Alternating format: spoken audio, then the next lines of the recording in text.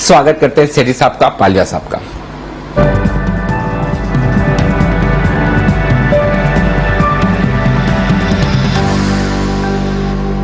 आप दोनों को गुड मॉर्निंग। पालिया साहब, करिए शुरुआत अपनी लॉन्ग टर्म पिक के साथ। या good morning Anil ji, good morning Deepanshu ji, good morning everyone on the panel. Anil ji, long term pick जो रहेगी वो है सुप्राजीत इंजीनियरिंग।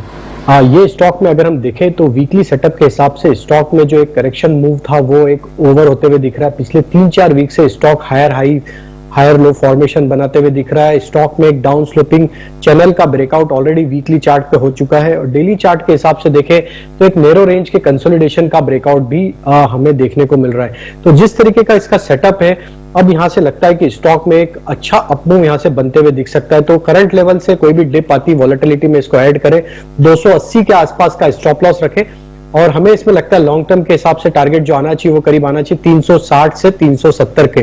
तो सुप्रजीत इंजीनियरिंग बाय करने की सलाह रहेगी लॉन्ग टर्म पिक में। ओके, सुप्रजीत इंजीनियरिंग यहां पे करें खरीदारी लॉन्ग टर्म पिक के लिए। आज से सेठी साहब भी बताने वाले हैं अपना लॉन्ग टर्म पिक का स्टॉक, लेकिन उससे पहले विश्वेश जी से लेते हैं उनकी पिक। विश्वेश जी बताइए, 10 की कमाई का स्टॉक आपकी पसंद का?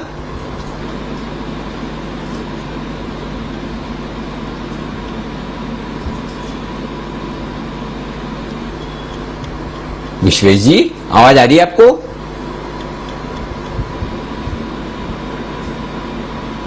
ओके, चलिए तो विश्वेश जी से थोड़ी देर में हम करेंगे संपर्क। तब तक वागले साहब तैयार है अपने पिक के साथ। तो वागले साहब के 10 की कमाई नहीं, वागले का वंडर, वागले साहब की तरफ से एक ट्रेडिंग पिक आ रही है। पहले वहां पर चलते हैं वागले साहब के पास।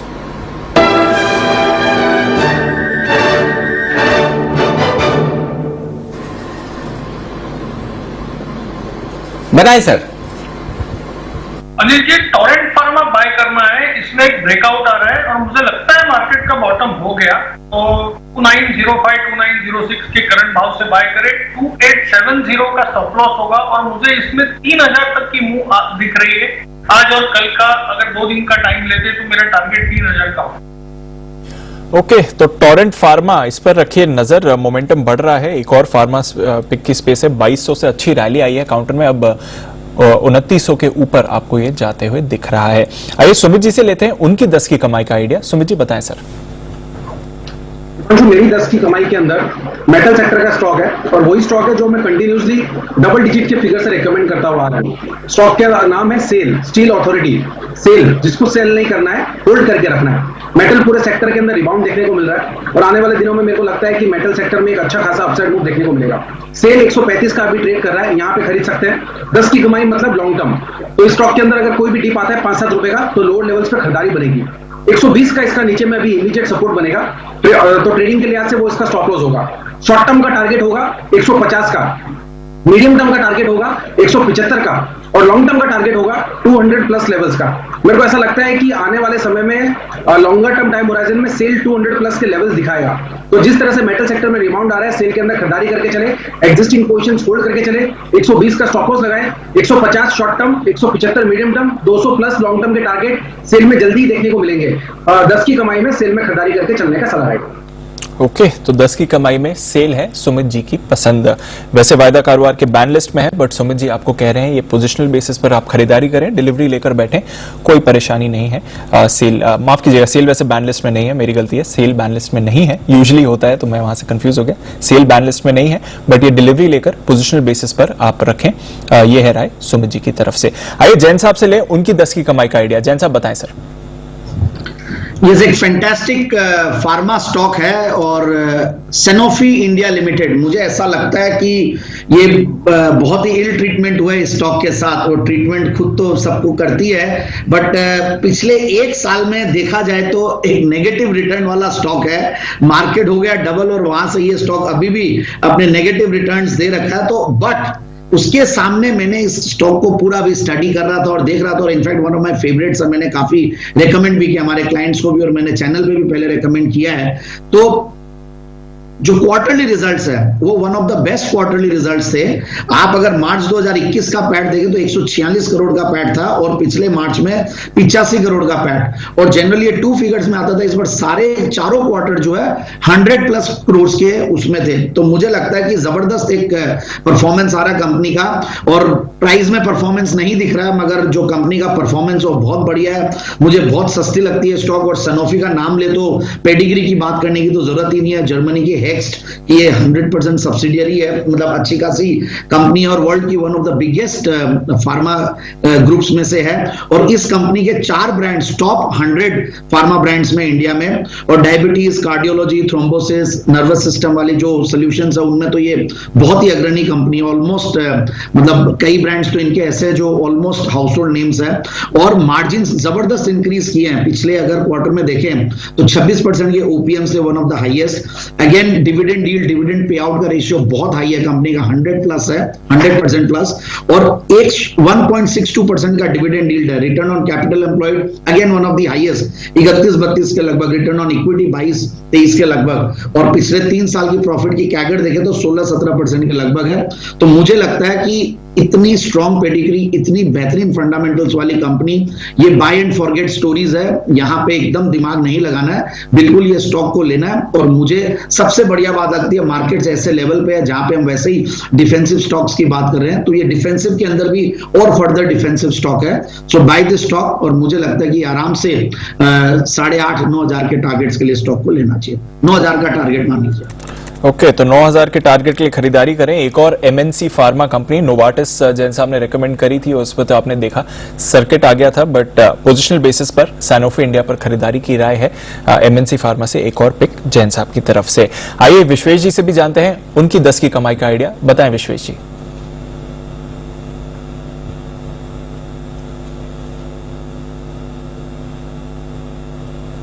ओके, थोड़ा सा ऑडियो इशू अभी भी विश्वेश जी के साथ आ रहा है, कोई बात नहीं, उनके साथ दोबारा संपर्क करने की कोशिश करते हैं। इस बीच अदानी पोर्ट्स और एंटरप्राइजेस पर एक बार फिर से अपडेट ले लेते हैं। निचले सर्किट से थोड़ी सी रिकवरी आपने देखी है अदानी एंटरप्राइजेस, अदानी पोर्ट्स दोनों में ही। हालांकि अभी भी आप देखें तो अदानी एंटरप्राइजेस 20% नीचे दिखेगा, अदानी पोर्ट्स आपको करीब 15% नीचे दिखेगा, और निचले लेवल से थोड़ी सी रिकवरी हुई है, कुछ पोजीशंस कवर हुई हैं। बीएचईएल पर भी आप देख रहे हैं निचले स्तरों से कुछ पोजीशंस कवर होती हुई दिख रही हैं।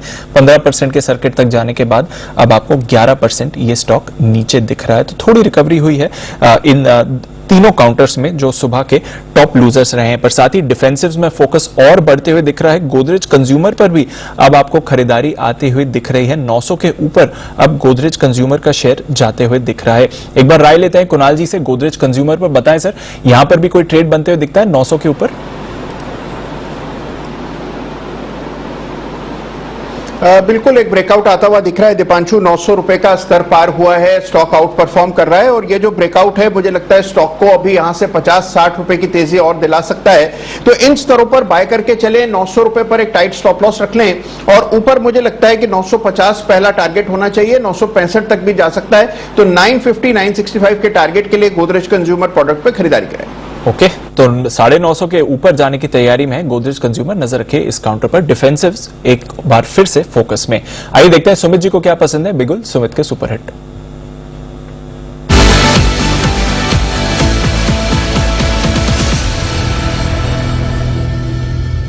बताएं सुमित जी।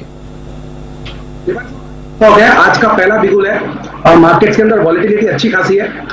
तो अभी लोअर लेवल से जो रिकवरी देखने को मिल रही है उसमें एक बाय का स्टॉक नजर पे आया है। स्टॉक का भाव चल रहा है 107 रुपए 50 पैसे। स्टॉक का नाम है जिंदल स्टेनलेस लिमिटेड।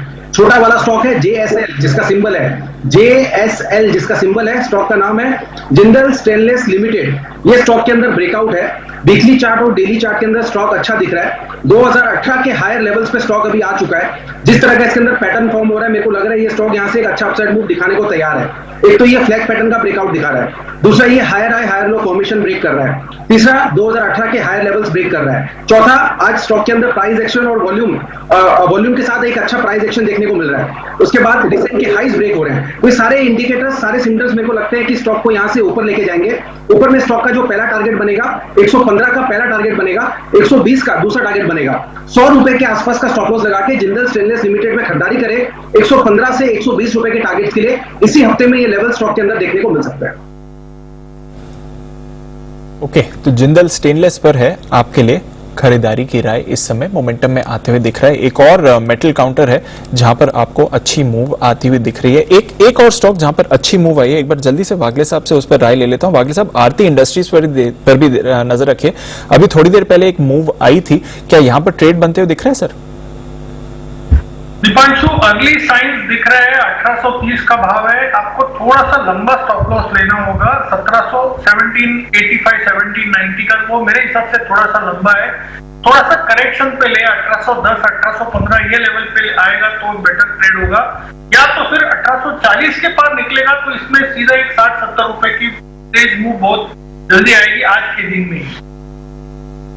तो अच्छी मूव के लिए तैयार हो रहा है। अगर यहां से थोड़ा मोमेंटम पकड़ता है तो फिर अच्छी मूव आती हुई दिख सकती है। आरती इंडस्ट्रीज पर रखिए नजर। आइए विश्वेश जी के साथ भी हमारा कनेक्शन अच्छा हो गया है। विश्वेश जी फोन लाइन पर हैं फिलहाल। विश्वेश जी बताएं सबसे पहले तो अपनी 10 की कमाई का आइडिया। देखिए अंशु, मुझे ऐसा लग रहा है कि मार्केट के अंदर पावर सेक्टर काफी अच्छा कर रहा है। जिस हिसाब से पावर स्टॉक्स में हमने मूवमेंट देखा है, मुझे लग रहा है कि आने वाले दिनों में power sector can be stand out. So एक कंपनी है कल्पतरू पावर, और मुझे लगता है फंडामेंटली काफी स्ट्रॉन्ग कंपनी है। जिस हिसाब से स्टॉक के अंदर में मूवमेंट है, करीबन 6000 करोड़ का मार्केट कैप है, और आज के दिन में stock against everything stand out कर रहा है। 440 के आसपास चल रहा है। मुझे लगता है यहाँ पे 415 के स्टॉप लॉस से कल्पतरू पावर बाय करना चाहिए। यहाँ पे 500 और 550 के टारगेट रहेंगे। देखिए काफी अच्छा बैलेंस शीट है, 9.5 के पी पे मिल रहा है, डेट टू इक्विटी 0.67 के आसपास है। लास्ट 3 ईयर का अगर operating cash flow to operating cash flow profit देखेंगे तो 2900 करोड़ का जनरेट हुआ है। तो मुझे लग रहा है कि stock is doing fantastic. The only thing which is negative is the liability, 1300 crore के आसपास है। लेकिन अगर आप लास्ट फ्यू क्वार्टर देखेंगे तो कंसिस्टेंट लायबिलिटीज कम हो रही है। तो मुझे ऐसा लग रहा है company which is in a sector doing better, reducing its debt, available at a reasonable valuation, मुझे लगता है stock is likely to perform in coming few months. So यहाँ पे कल्पतरू पावर को बाय करे, 415 का स्टॉप लॉस रखे, और मुझे लगता है कि यहाँ पे 500 और 550 के टारगेट रहेंगे। ओके, तो 500 550 के टारगेट्स के लिए कल्पतरू पावर पर करनी है खरीदारी। यह है विश्वेश जी की राय। महीने की शुरुआत में सिद्धार्थ जी जब अपनी सिड की एसआईपी के लिए जुड़े थे तब भी उन्होंने इस काउंटर पर खरीदारी की राय दी थी as part of his SIP.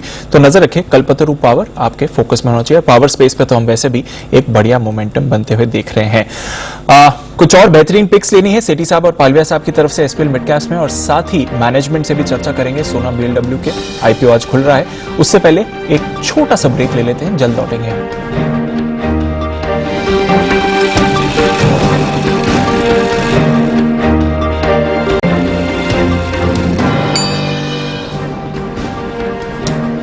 दस की कमाई में एक बार फिर से आप सबका स्वागत है। आइए, राजेश पालिया साहब तो दे चुके अपनी लॉन्ग टर्म पिक। सेठी साहब बताएं आपकी आज के लिए एसपीएल मिड कैप्स में long term pick. Good morning Anil ji, good morning Deepanshu. देखिए आज की जो मेरी लॉन्ग टर्म पिक है वो एक ऐसा स्टॉक है जो पहले भी मैंने रिकमेंड करा हुआ है और बाजार की इस चाल में बहुत ज्यादा पार्टिसिपेट नहीं करा है। स्टॉक का नाम है वीएसटी इंडस्ट्रीज। ये हैदराबाद बेस्ड एक टोबैको कंपनी है जिनका एक पॉपुलर चारमीनार ब्रांड है। अभी स्टॉक 3480 के लेवल्स पे ट्रेड करता है। अगर आप इसके वैल्यूएशन देखेंगे तो बहुत ही सस्ते हैं। Price earnings multiple will be रफली अराउंड 18-19। बाकी जबरदस्त फंडामेंटल्स है। ऑपरेटिंग प्रॉफिट मार्जिन अराउंड 33-35% के, रिटर्न ऑन इक्विटी है 35% के, डेट लेवल से बिल्कुल जीरो डेट कंपनी है। पिछले 3 साल का अगर प्रॉफिट का कैगर देखेंगे तो अराउंड 29% की कैगर से कंपनी के पैट में प्रॉफिट दर्ज करी है। तो ऑल इन ऑल एक बहुत ही अच्छा स्टॉक है from long term point of view. मुझे लगता है करंट लेवल्स पे बिल्कुल खरीदना चाहिए। मेरा इसमें 1 साल का टारगेट है 4250।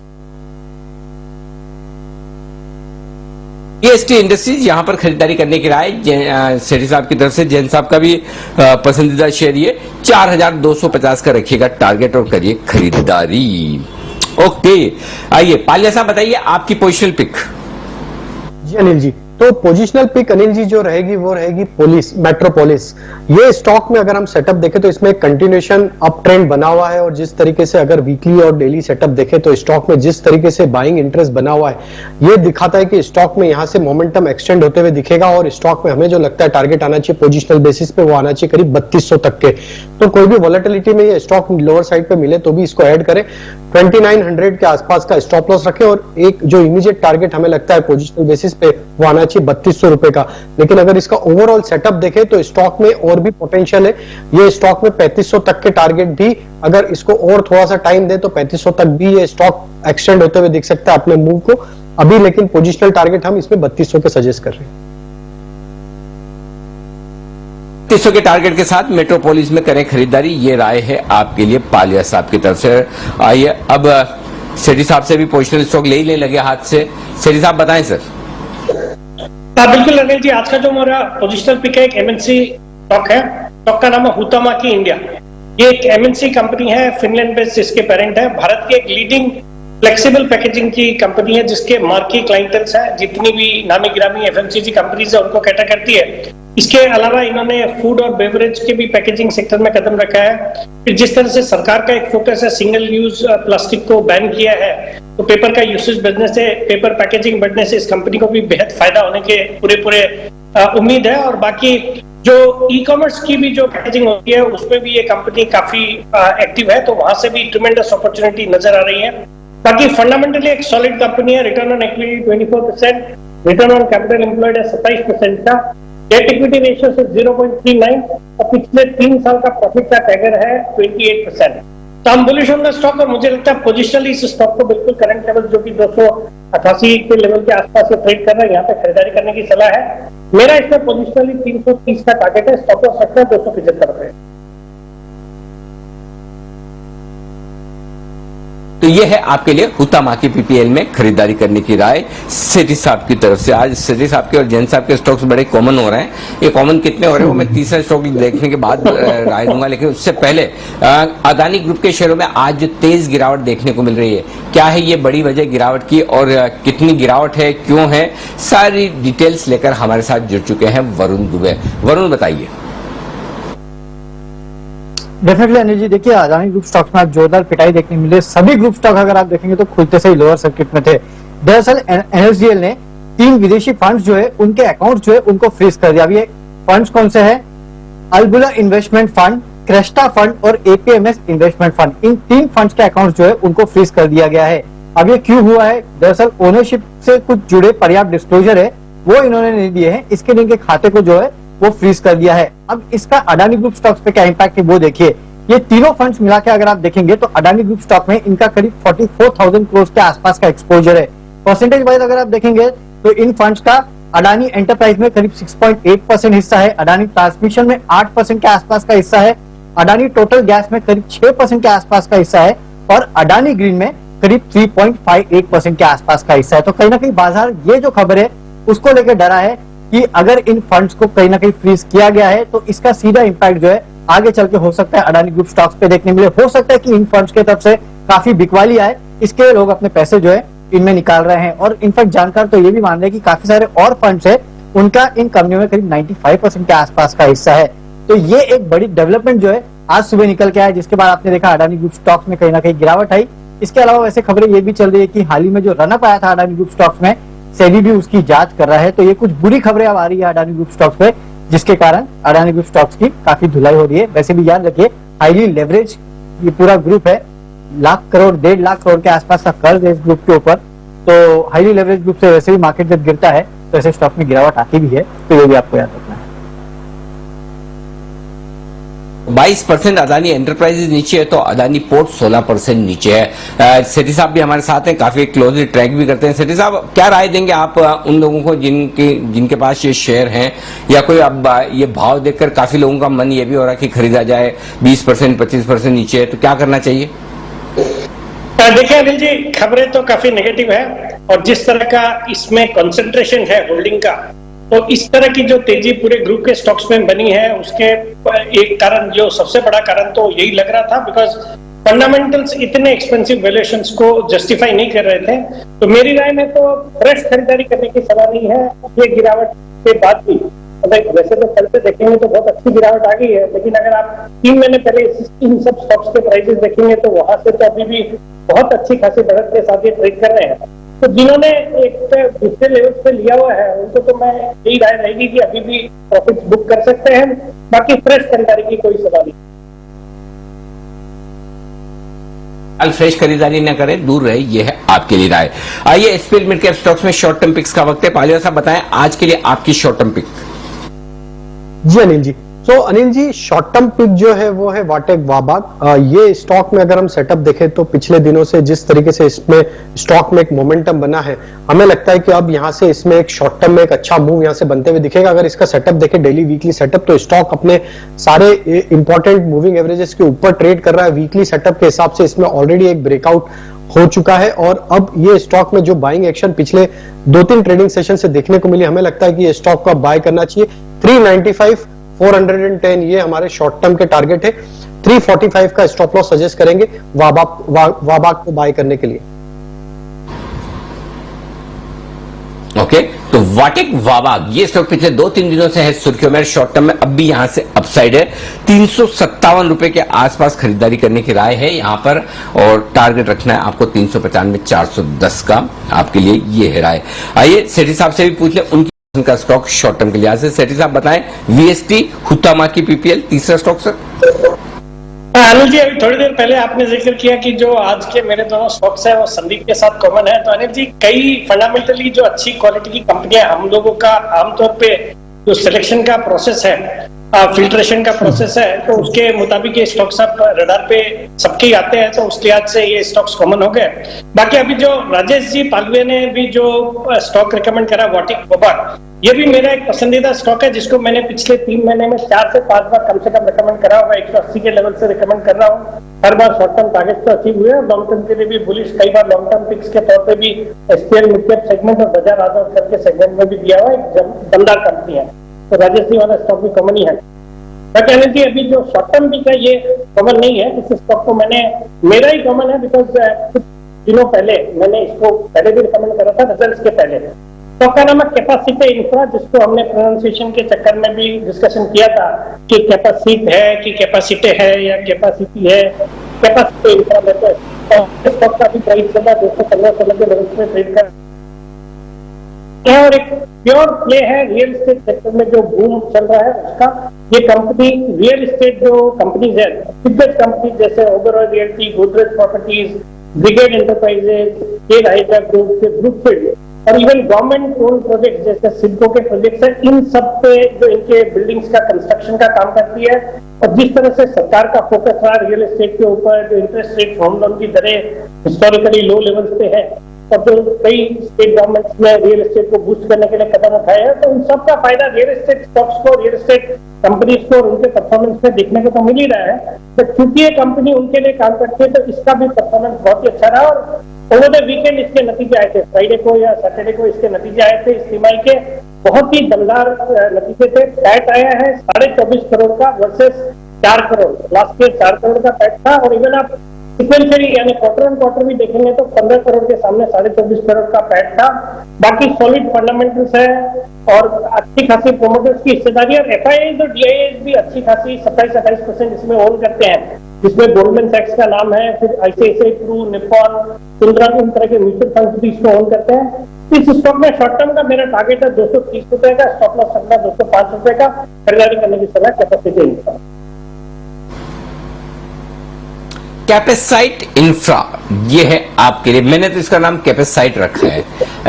अगर टी ई की जगह टी वाई लगा देता तो मैं कैपेसिटी कर देता, टी वाई नहीं लगाया तो कैपेसाइट। ठीक है, ये कैपेसाइट इंफ्रा। दीप, ये ठीक है नाम कैपेसाइट? Anil ji, boss is always right sir, बिल्कुल ठीक है, कोई परेशानी नहीं इसमें। अच्छा, ये तो चीज मुझे पता ही नहीं थी, ये तो आज आपने बताया। ओके, मैं फालतू में इतने दिनों से कंफ्यूजन में पूछता रहता था, मुझे मालूम ही नहीं था जो मैं कहता हूँ सही। अच्छा भाई, कल मैच किसने देखा फाइनल, ये फ्रेंच ओपन? मैंने देखा। तो अब एक मिनट जैन साहब जरा वो जो प्लेयर हारा है उसकी स्पेलिंग बोलो, नाम बोलो जरा उसका। अरे अरे अरे अरे ये देखिए, ये ऐसे टफ क्वेश्चन सर ओपनली आप नहीं पूछ सकते सर। ये मतलब पहले तो प्रोनाउंसिएशन में वागले साहब आपको याद है? पास नहीं मैं बताऊंगा, स्पेलिंग बताऊंगा। TSIPAS। अनिल जी हाँ, पहले टी था। वागले साहब स्पेलिंग तो जैन साहब ने बताया है, मैं प्रोनाउंसिएशन बताऊंगा। वो तीती पास है, नहीं सिंसिपास। हाँ, वो दोनों के साथ प्रॉब्लम, वो जोकोविच है उसके आगे डी लगा हुआ है, अब वो पता नहीं डी से कैसे जोकोविच हो गया। इस भाई साहब के आगे सिटी पास लगा हुआ, आगे है टी, नाम है सिटी पास। अरे इतना कंफ्यूजन है लाइफ में, पूछो मत। हमारी भाषा बहुत बढ़िया है, हिंदी में वही पढ़ी जाती है, वही देखी जाती है, वही लिखी जाती है, वही सुनी जाती है। बोलना भी वही, लिखना भी वही, सुनना भी वही। अब हिंदी में अगर हम हिंदी लिख रहे हैं तो हिंदी लिख रहे हैं, जैसे हमने नाम लिखा तो अनिल ही लिखा है, बोला भी अनिल। इधर अनिल में ANIL लिखो कुछ और, बोलो कुछ और। अरे भाई साहब, हिंदी से सीख के भाषा ले लेते ना तो अंग्रेजों का काम आसान हो जाता। उनका भी मुश्किल हुआ, हमारा भी मुश्किल है। चलिए, तो सिटी पास हार चुके हैं कल, और जोकोविच जीते हैं, ये ध्यान रखने। तो आधे लोग तो स्पेशली जैन साहब के आसपास वाले तो सब डोकोविच ही करते हैं। जैन साहब वहां पे डोकोविच ज्यादा फेमस है जयपुर में, राइट? सही बोले, राजस्थान में था। मैं तो कल क्या किशनगढ़ में मैच देख रहा था जी, तो भयंकर वाला हालत है। नाम प्रोनाउंसिएशन में आज 15-20 मिनट लग गए, पूरे गूगल करके पूरा समझे। हमारे तो क्या है, यंगस्टर्स है ना घर में, बच्चे तो ये सब बता देते हैं कि पापा ये टिस्टी नहीं है, ये सिटी पास है खाली। तो हमें पता चल जाता कि चलो सिटी पास है, टी को भूल जाओ। नहीं तो वो मामला सीरियस हो जाए। चलिए बढ़ते आगे, और अब एक छोटे से ब्रेक लेने का वक्त है, और ब्रेक के उस पार मैनेजमेंट से करेंगे बातचीत न्यूज पर यूज में।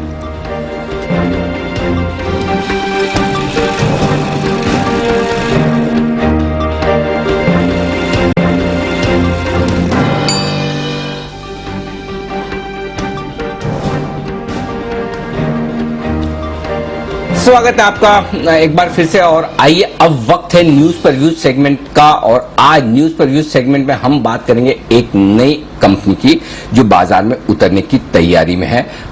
आज से IPO खुल रहा है, सोना BLW प्रिसीजन।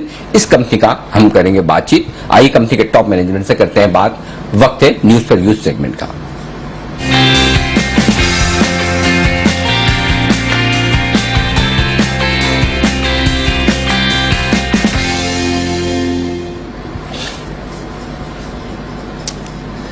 सोना BLW प्रिसीजन 1995 में सोना ओकेगावा प्रिसीजन फोर्जिंग के तौर पर इस कंपनी की शुरुआत हुई, और देश की दिग्गज ऑटोमोटिव टेक्नोलॉजी कंपनियों में से ये एक है।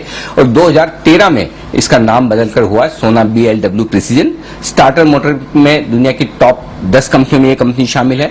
डिफरेंशियल वेबल गियर में भी कंपनी 10 ग्लोबल कंपनियों में शामिल होती है, और डिफरेंशियल वेबल गियर में 5% और स्टार्टर मोटर में लगभग 9% मार्केट शेयर पूरे दुनिया भर के बाजारों में ये कंपनी रखती है। तो तगड़ी दमदार लीडरशिप वाली ग्लोबल कंपनी ये आपके सामने। आइए स्वागत करते हैं कंपनी के MD और ग्रुप CEO विवेक विक्रम सिंह साहब हमारे साथ कार्यक्रम में शामिल हो रहे हैं, जो 1 जुलाई 2016 से इस कंपनी के साथ जुड़े हैं और जुलाई 2019 से कंपनी के MD और CEO हैं। HBTI कानपुर से कंप्यूटर साइंस में बीटेक किया है आपने, और साथ ही IIM अहमदाबाद से PGDM भी किया है। ऑटोमोटिव इंडस्ट्री में 6 साल का अनुभव है, कुल मिलाकर 15 साल से ज्यादा का गहरा अनुभव रखते हैं इंडस्ट्री का।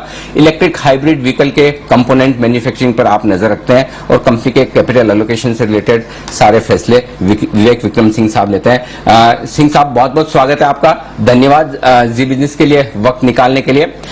सबसे पहले तो आपके आज से खुलने वाले IPO के लिए बहुत बहुत शुभकामनाएं। उम्मीद करें आपके IPO को तगड़ा रेस्पॉन्स मिले। सबसे पहले जानना यही चाहता हूं, जो पैसा आप इस IPO के जरिए जुटा रहे हैं, कितना फ्रेश इश्यू है, कितना कंपनी में पैसे जाने वाला है, और उस पैसे का इस्तेमाल आप कैसे करने वाले हैं? जी, पहली बात तो धन्यवाद अनिल जी हमें बुलाने के लिए यहाँ पे और वक्त देने के लिए अपने शो में।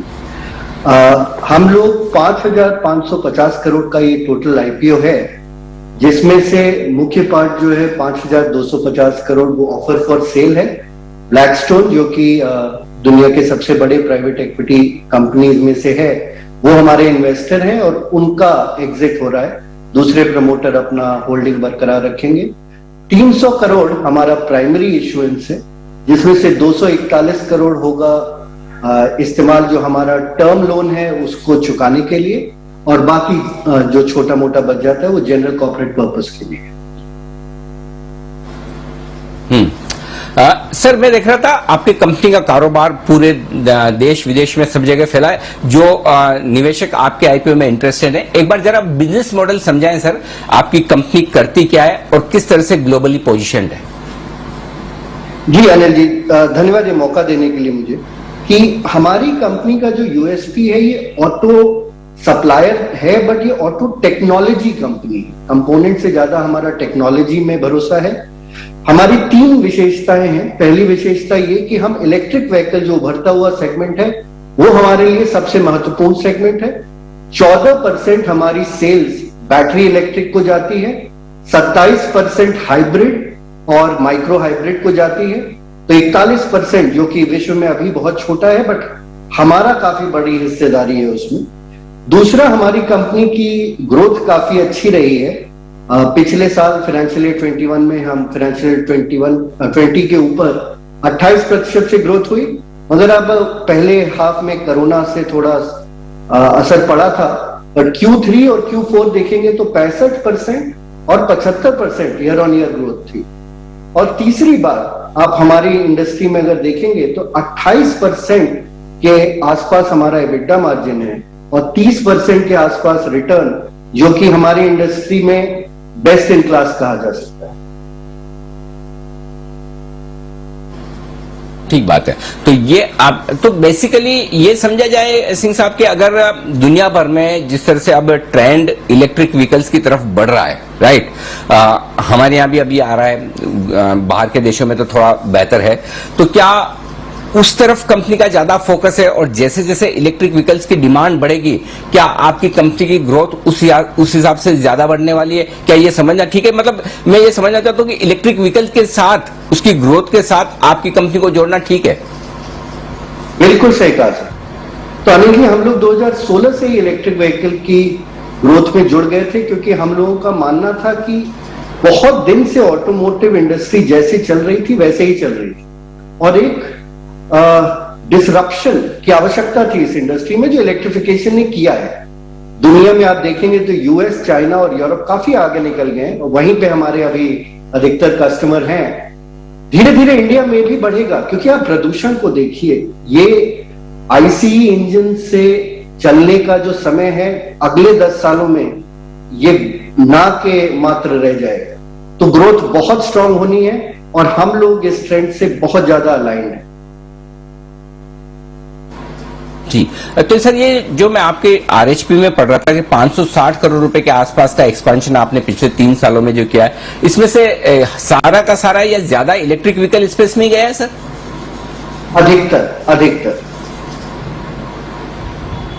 अधिकतर। ओके, अच्छा एक चीज और बताएं सर कि आमतौर पर हमारे हिंदुस्तान की कंपनियां विदेशों में एक्सपोर्ट करती है। ऑटो एंसिलरी में हम तो लीडर हैं ही, अमेरिका में, यूरोप में। मैं आपकी कंपनी के बारे में एक स्पेशल चीज देख रहा था सर, करीबन आपकी 8% सेल्स चाइना से आती है। तो चाइना को भी आप एक्सपोर्ट करें? आमतौर पर यह कि चाइना से हम इंपोर्ट करते हैं, राइट? ऑटो एंसिलरी वाली हमारी कंपनियां भी और ऑटो कंपनियां भी चाइना से। तो ये मतलब आपने चाइना में एक्सपोर्ट करने का कैसे सोचा? क्या ऐसे प्रोडक्ट है जो चाइना नहीं बना पा रहा, आपकी कंपनी बना रही है? सर, यही विशेषता है हमारी टेक्नोलॉजी की, हमारी मेहनत की, हमारी इंजीनियरिंग की। इंडिया के इंजीनियरों की तुलना आप कहीं से नहीं कर सकते। हमारा इंजीनियरिंग टैलेंट जो है वो विश्व में शायद सबसे अच्छा है और यही रीजन है कि 10% ड्यूटी के डिसएडवांटेज के बावजूद हम चाइना के मार्केट तक में एक्सपोर्ट कर पाते। तो ये हमारा सब अनुभव और टेक्नोलॉजी का परिणाम है। और दूसरी बात, हमारा मिशन, हमारा ध्येय, हमारा मकसद यही है कि ऐसी कंपनी बनाए कि हर हिंदुस्तानी ये कह सके कि इंजीनियरिंग में ऐसी कंपनी जिसके ऊपर हमें गर्व है। अगर ऐसा काम करेंगे तो क्यों नहीं, चाइना क्यों नहीं खरीदेगा? हर आदमी खरीदेगा सर। अगर आपका प्रोडक्ट बेहतर हो और प्राइस में भी अच्छा हो तो हर कस्टमर खरीदेगा। तो सर एक चीज बताइए, फिर ऐसे में आपकी कंपनी को क्या वो वैल्यूएशन नहीं मिलनी चाहिए जो ऑटो एंसिलरी कंपनी को आमतौर पर मिलते हैं? आप ये कह रहे हैं कि इसे एक टेक्नोलॉजी कंपनी की तरफ देखें, थोड़ा इसका डिफरेंस समझाइए, क्योंकि है ना, हम जब कंपेयर करते हैं ना तो हम सारे कंपेयर ऑटो एंसिलरी कंपनियों से करते हैं, फिर हमें लगता है अरे 72 के पी मल्टीपल पर आप लेकर आ रहे हैं, बड़ा महंगा। हालांकि इंडस्ट्री का पी भी आजकल तो 68-70 का हो गया है, इतना महंगे पर ट्रेड कर रहे हैं, तो फिर कैसे वैल्यू कैसे करना है आपकी कंपनी को, वो बताएं सर। सर आपने वैसे सवाल में ही आपके जवाब है, बट मैं कहूंगा 3 तरह चीजें देखनी चाहिए सर जी। अगर आप टेक्नोलॉजी कंपनी को देख रहे हैं तो आप वो कंपनियां जो मेटल को या प्लास्टिक को पीट के किसी चीज में परिवर्तित करते हैं उससे तो कंपैरिजन नहीं करना चाहिए हमारा। दूसरी बात, अगर कंपैरिजन करना है तो फिर जो ग्लोबल ईवी सप्लायर हैं जैसे CATL, इनोवांस, एक्टिव, इन लोगों से करिए तुलना। घरेलू सप्लायर से सिर्फ क्यों करेंगे जब हमारा प्ले ही ग्लोबल है? 75% हमारी सेल्स अगर विश्व में होती हैं, इंडिया में तो सिर्फ 25% है, तो इंडिया वालों से तुलना करना गलत रहेगा मेरे हिसाब से। मगर अगर तुलना करनी भी है तो सर पी रेशियो में जो ई पार्ट है, पिछले साल के पहले कुछ महीनों में तो कोई अर्निंग थी ही नहीं, तो वो रेशियो भी थोड़ा स्क्यूड है। बट थर्ड चीज सर, अंत में अगर आप कोई चीज वैल्यू वाली लेने जा रहे हैं तो उसके लिए थोड़ा तो प्रीमियम और प्राइस देना चाहिए ना। मर्सिडीज खरीदनी है और होंडा सिटी का दाम देना है तो थोड़ा चलेगा कैसे? ठीक बात है, और वो तो आपके ग्रुप का वो ट्रैक रिकॉर्ड भी है। संजय कपूर साहब खुद इतने जाने माने एंटरप्रेन्योर है और उन्होंने जिस क्वालिटी की कंपनियां बनाई है और इस फील्ड का जो गहरा अनुभव है, और आप भी इतने यंग होकर कंपनी की कमान संभाल रहे हैं MD CEO के तौर पर। अच्छा सर, मैं देख भी रहा था मार्जिन भी बड़े मजबूत है, 28% के आसपास, और सबसे इंटरेस्टिंग चीज कंपनी के लिए रिटर्न ऑन इक्विटी 17%, 17.5% के आसपास है। जो कुछ आपका विद इन फ्रेमवर्क और विद इन प्रोस्पेक्टस की जो लिमिट्स है, उसमें आप अपने दर्शकों को, निवेशकों को अगर एक गाइड कर पाए कि किस तरह की ग्रोथ की उम्मीद कंपनी से कर सकते हैं, या किस तरह के कैपेक्स प्लान कंपनी आगे लेकर आ रही है, ग्रोथ कैसे आएगी, वो अगर एक समझ पाए तो ताकि लोगों को इन्वेस्टमेंट करने में एक डायरेक्शन सही मिल सके। राणा जी, आपने सही कहा कि माननीय सेबी की वजह से हमारे आसपास एक लक्ष्मण रेखा है RHP की, जिसको मैं नहीं लांग सकता। बट अगर आप देखें, वही मैं 3 चीजें कहना चाहूंगा। FY21 में हमारी 28% ग्रोथ थी, Q4 में 75% और Q3 में 65%। ये ग्रोथ अगर इतिहास से आप भविष्य का अनुमान लगा सकते हैं तो इन ग्रोथ को देख के समझ सकते हैं कि ग्रोथ होनी चाहिए। दूसरी बात, जो हमारी अंडरलाइन इंडस्ट्री का बेस है उसमें जो EV सेगमेंट है अगले 5 साल 36% ईयर ऑन ईयर ग्रोथ करने की उम्मीद है। प्लस जो बाकी नॉन EV सेगमेंट है वो भी अगर आप देखें पिछले 2 साल में इतनी मार खाई है ऑटो इंडस्ट्री में कि बहुत डिप्रेस्ड है, तो उसमें भी ग्रोथ होगी। तो ग्रोथ काफी सशक्त रहने की उम्मीद कर सकते हैं। ठीक बात है। मैं समझता हूं सर, लिमिटेशंस है, आप एक लिमिट से ज्यादा प्रोस्पेक्टस के बाहर आप आउटलुक नहीं दे सकते हैं सेबी के नियमों के मुताबिक, लेकिन उसके लिए फिर हम लिस्टिंग पे इंतजार करेंगे आपसे मुलाकात का, तब आप खुलकर कह पाएंगे। फिलहाल सिंह साहब बहुत बहुत धन्यवाद, और बड़ी यंग उम्र में आपने इतनी बड़ी कंपनी की कमान संभाली है और ग्लोबल कंपनी बनाई है संजय कपूर साहब के साथ। बहुत बहुत शुभकामनाएं सर, आपका IPO सुपर डुपर हिट साबित हो, और साथ ही जो प्राइमरी मार्केट में आपकी कंपनी की अब शुरुआत हो रही है पारी की, वो बेहतरीन और लंबी चले, ऐसी हमारी शुभकामनाएं सर। धन्यवाद अनिल जी, आप सब इन्वेस्टर्स का आशीर्वाद और आप मीडिया वालों का आशीर्वाद बना रहे तो और भी अच्छा करेंगे। धन्यवाद। बिल्कुल, thank you so much sir, thank you. तो दीप, ये थे टॉप मैनेजमेंट आपके लिए सोना BLW प्रेसिडेंस के, जो अपने IPO के बारे में पूरी डिटेल्स देते हुए। जी बिल्कुल सर, और आज सुबह इस IPO पर तो हमने चर्चा करी ही थी और आपने कहा भी था कि लॉन्ग टर्म इन्वेस्टर्स के लिए अच्छी कंपनी है। क्या राय बन रही है सर मैनेजमेंट से बात करने के बाद, और स्पेशली जो आपने ये डिस्कशन किया कि ऑटो एंसिलरी कंपनी की तरह वैल्यू करें या टेक्नोलॉजी कंपनी की तरह वैल्यू करें, क्या व्यू बनता है सर आपका? थोड़े वैल्यूशन बढ़ जाते हैं दीपा। विवेक विक्रम सिंह साहब से बात करने के बाद वो समझ में आया डिफरेंस कि इसे प्योर ऑटो एंसिलरी कंपनी के तौर पर न देखें, क्योंकि ऑटो एंसिलरी कंपनी में क्या होता है, हर ऑटो कंपनी को पता है कि आप कितना कमा सकते हैं। जैसे किसी कंपनी ने कहा कि चलिए आप ब्रेक बनाइए, तो सपोज मारुति किसी कंपनी को ब्रेक बनाने के लिए कहती है, तो मारुति को मालूम है कि ब्रेक बनाने में इतना ये मटेरियल लगता है, इसकी ये कॉस्ट है, प्लस आप जॉब वर्क अपना जोड़ लो और अपना मार्जिन जोड़ लो और उसके बाद कर लो। इसीलिए ऑटो एंसिलरी स्टॉक आप कभी भी देखेंगे तो स्टडी आपको प्रॉफिट ग्रोथ दिखेगी, लेकिन वो एक्स्ट्रा ऑर्डिनरी वैल्यूएशन कभी आपको नजर नहीं आएंगे। लेकिन यहां पर एक बड़ा फर्क है जो बात करके समझ में आया कि यहां पर सिर्फ ऑटो एंसिलरी स्टॉक के तौर पर देखने की बजाय इसे एक टेक्नोलॉजी स्टॉक के तौर पर देखना होगा, और तब शायद वैल्यूएशन उतने महंगे नजर ना आए। लेकिन हाँ, क्योंकि 70 का पी मल्टीपल आप पीछे मुड़ के देखते तो आपको थोड़ा लगता है कि अरे पुराना, लेकिन आगे ग्रोथ जिस तरह से और कंपनी जिस तरह से पोजीशन है, मजेदार तो है। अब मैं ये तो नहीं कह सकता कि लिस्टिंग पर ही मोटा पैसा बन जाएगा या नहीं बनेगा, लेकिन हाँ, ये स्टॉक ऐसा है जो लॉन्ग टर्म में आपके पोर्टफोलियो में होना चाहिए, कोई दिक्कत नहीं। तो आप अभी भी खरीद लें आईपीओ में, और लिस्टिंग में अगर आपके लिस्टिंग के बाद थोड़ा नीचे मिले तब भी आप ले सकते हैं। हो सकता है बहुत ज्यादा सब्सक्रिप्शन ना भी हो तो आपको आईपीओ में अलॉटमेंट मिलने के चांसेस भी बढ़ जाते हैं। तो मेरे ख्याल से लॉन्ग टर्म के लिए तो स्टोरी बहुत इंटरेस्टिंग है, और खुद प्रमोटर बड़े एक्सपीरियंस है। संजय कपूर साहब ने इतनी बेहतरीन कंपनी सोना कोयो बनाई थी, बाद में उन्होंने उसे वो जापानीज इन्वेस्टर्स जो है जेटीईकेटी के नाम से अब वो कंपनी बेच भी दिया, तो उनकी महारत भी है। तो मुझे लगता है कि ये मामला तो ठीक हो सकता है, यहाँ पर आपको एक मौका ले लेना चाहिए लॉन्ग टर्म के लिहाज से। जी भी बिल्कुल सर, तो थोड़ा लॉन्ग टर्म के लिहाज से जरूर मौका लेना चाहिए इस आईपीओ में। आज से खुल गया है इनका इशू। सर एक फाइनल अपडेट दे देता हूं बाजार का, इससे पहले कि हम शो का समापन करें। निचले स्तरों से रिकवरी के बाद बाजार थोड़ा स्टेबल होते हुए दिख रहे हैं। 15,700 के ऊपर निफ्टी होल्ड कर रहा है, 400 पॉइंट्स नीचे निफ्टी बैंक है। अदानी ग्रुप स्टॉक्स की बात करें तो कमजोर जरूर है, पर निचले स्तरों से अच्छी रिकवरी भी आपने देखी है। अगर आप अदानी एंटरप्राइजेस देखें तो निचले स्तरों से करीब 15% रिकवर हुआ है। अदानी पोर्ट्स निचले स्तरों से 6% रिकवर हुआ है, और अदानी ग्रीन का भी अभी थोड़ी देर पहले सर्किट आपको खुलते हुए दिखा था। दबाव है बट निचले स्तरों से रिकवर होते हुए दिख रहे हैं। और निफ्टी भी सर 15,700 के ऊपर होल्ड कर रहा है इनिशियल वीकनेस के बाद। बिल्कुल, तो ये है आपके लिए पूरी तरह से एक्शन। बढ़िया बात यह है कि अदानी ग्रुप के शेयरों में निश्चित रूप से थोड़ी रिकवरी आती दिखी, तो काफी जो फंसे हुए इन्वेस्टर्स या ट्रेडर्स हैं उनके लिए हल्की रिलीफ वाली बात है। 1206 से 1385 ये फ्यूचर्स का लेवल, लगभग 200 रुपए अदानी एंटरप्राइजेस रिकवर होता हुआ दिख रहा है, और अदानी पोर्ट निचले स्तरों से लगभग 40-45 रुपए ऊपर रिकवर होता हुआ दिख रहा है। तो ये है रिकवरी, इंटरेस्टिंग है। देखते हैं, ओपनिंग तो ठीक है, जो मैं बात कर भी रहा था कि क्लोजिंग कहाँ होती है वो देखने लायक होगा। सरकारी कंपनियों में भरपूर एक्शन है ही। आइए विदा लेने का वक्त है आप सभी से। बहुत बहुत शुक्रिया कुणाल जी, वागले साहब, जय ठक्कर साहब, जैन साहब, सुमित जी, आप सबका बहुत बहुत धन्यवाद वक्त निकालने के लिए। दोपहर के शो में आपसे फिर से होगी मुलाकात। मुझे और दीप को दीजिए इजाजत, बने रहिए हमारे साथ जी बिंदु पर। और जाने से पहले आप सबसे निवेदन है अपनी अपनी जगह पर खड़े हो जाएं। देश के प्रति सम्मान के साथ करेंगे शो का समापन। जय हिंद।